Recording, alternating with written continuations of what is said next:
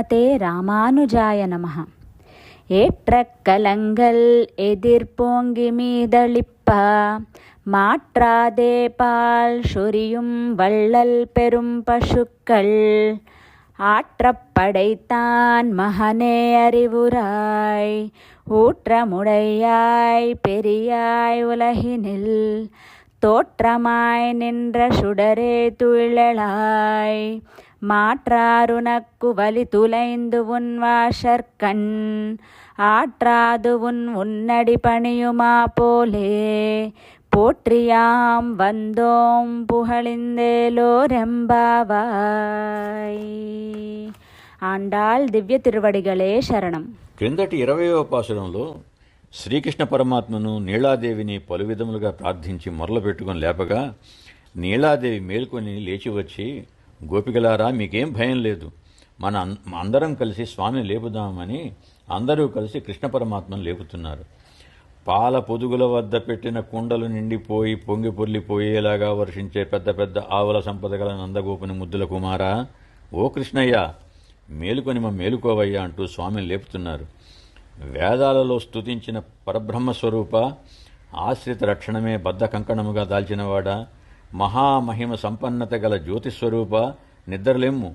శత్రువులు నీ పరాక్రమమునకు లొంగి తలలు వంచితే మేము నిన్ను వీడలేక నీ పదములను ఆశ్రయించి భక్తి ప్రేమలతో మంగళాశాసనములు చేయుచున్నాము.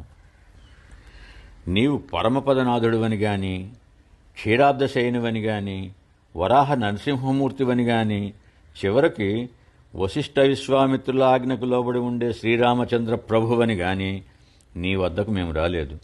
మా గోవులకు గోకుల బృందానికి నాయకుడైన మా నందగోప కుమారుడవని నీ వద్దకు వచ్చినాము. గొల్ల కులంలో గొల్లవాడుగా అవతరించిన నీవు నీ కులమునకే చెందిన గొల్ల పిల్లలమైన మమ్మల్ని రక్షించుకుండటం న్యాయమా?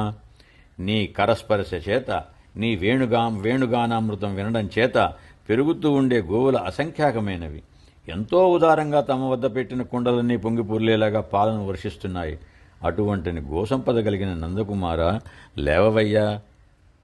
వేదములకు కూడా అందనివాడా, అటువంటి నీవు సాధురక్షణ కోసం ఈ లోకంలో స్వయంగా గోపకులంలో అవతరించిన స్వామి. పూర్వం నీవు రామావతారంలో ఉన్నప్పుడు శరణాగతుడైన విభీషణుడిని ఆశ్రయించినప్పుడు ఆ సందర్భంలో సోదరుడు లక్ష్మణుడు, హనుమంతుడు, మిగిలిన వారంతా ఏకకంఠంతో వ్యతిరేకించగా ఆశ్రిత రక్షణ నా వ్రతం అని ఘోషించి విభీషణుడిని రక్షించిన నీ ఆశ్రిత పక్షపాతం జగత్ప్రసిద్ధం.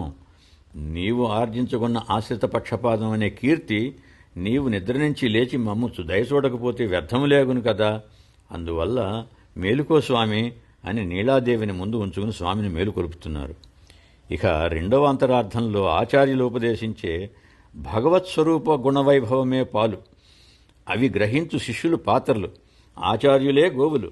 శ్రీకృష్ణ పరమాత్మ ఆచార్యుడై అర్జునునికి భగవద్గీతను ఉపదేశించి ఎన్నో విషయాలను తెలిపాడు. ఓ అర్జున, మరలా దీనిని విను అని మళ్లీ మళ్లీ విసుగు విరామం లేకుండా ఉపదేశించాడు. సదాచార్యులు కూడా ఈ గోవుల వలె ఉదారులై తమ ఉపదేశములనే పాలధారలను సతతము కురిపిస్తూ ఉంటారు. శ్రీకృష్ణుడు సులభుడు కనుకనే అజ్ఞానులను అబలలను కూడా ఆదరించి అనుగ్రహిస్తాడు. అటు ఉత్తరాచార్యులకు ఇటు పూర్వాచార్యులకు ప్రఖ్యాతుడైన శ్రీమద్ రామానుజునిచే పుత్రునిగా భావింపబడే యతిరాజ సంపత్కుమార లేవవయ్య. 70 మంది సింహాసనాధిపతులు, కోటానుకోట్ల భాగవతోత్తములు ఇత్యాదులు గల అసంఖ్యాక భక్తి కోటిచే రామానుజాచార్య దివ్యాజ్ఞ వర్ధతాం అభివర్తతాం అని కీర్తింపబడుచున్న భగవద్రామానుజులకు పుత్రుడవు.